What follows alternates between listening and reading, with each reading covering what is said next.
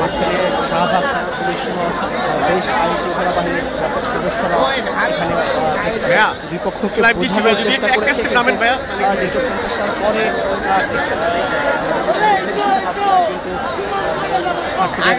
নাম শুনলে বললে নিউ মার্কেটের সবাই কাইপা উঠে কই কই ঢাকা বিশ্ববিদ্যালয়ের শিক্ষার্থীরা অবস্থান করছে।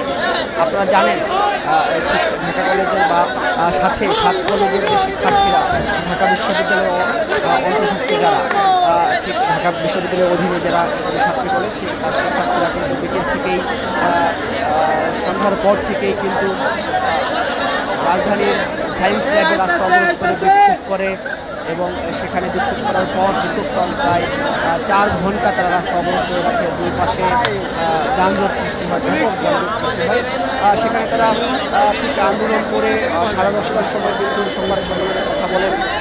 সেখানে কিন্তু নতুন কর্মসূচি ঘোষণা করা হয়। তারা বলছিলেন যে তাদের সাথে অভিযোগ করছিলেন কোর্ট ভিসি যে অসদাচরণ করেছেন বা তারা বিভিন্ন সময় কোর্ট ভিসির কাছে দাবি নিয়ে গেলে তাদের সাথে কথা বলেন না।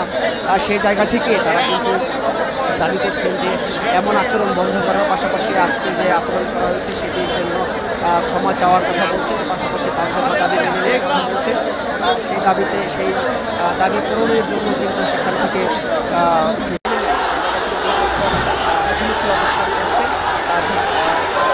আইন শৃঙ্খলা বাহিনীর পরিস্থিতি যদি আমরা বলি তাহলে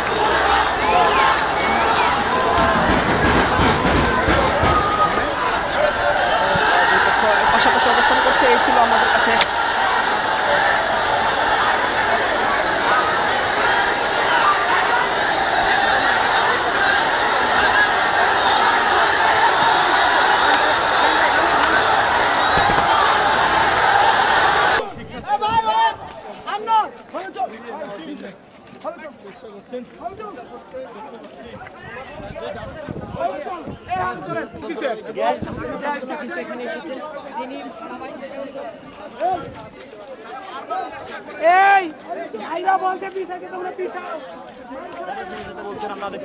চেষ্টা করছে ঢাকা ভার্সিটির সকল শিক্ষার্থীদেরকে হলে